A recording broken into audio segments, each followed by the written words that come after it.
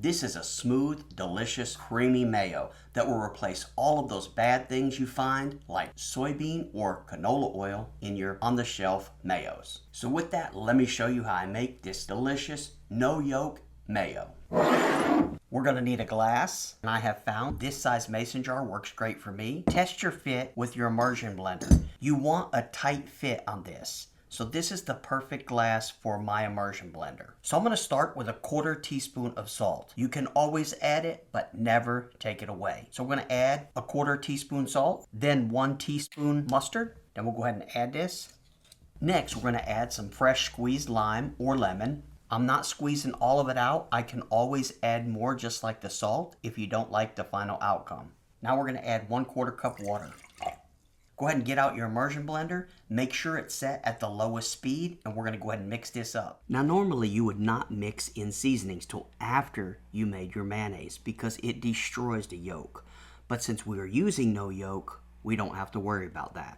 Now that we have this mixed up, we're going to take our 1/2 cup oil. We're going to go ahead and put that in.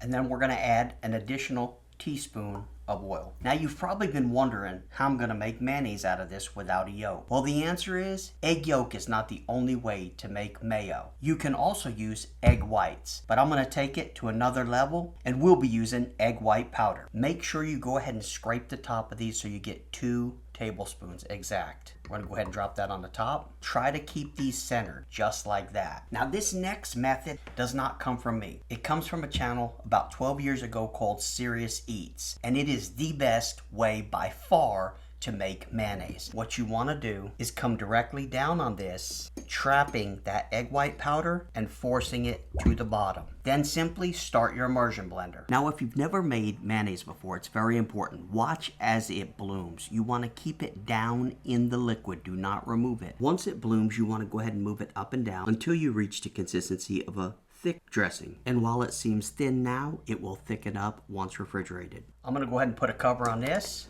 Then I'll set this in the fridge. Now this has been in the fridge overnight and I'll show you what it looks like. I'm gonna go ahead and show you how it holds. Look at that, holds perfectly. I'll go ahead and add some for my thumbnail. And if you like this video, here's 3 more I'm sure you'd like as well. Again, thanks for watching guys, and I will see you in the next video.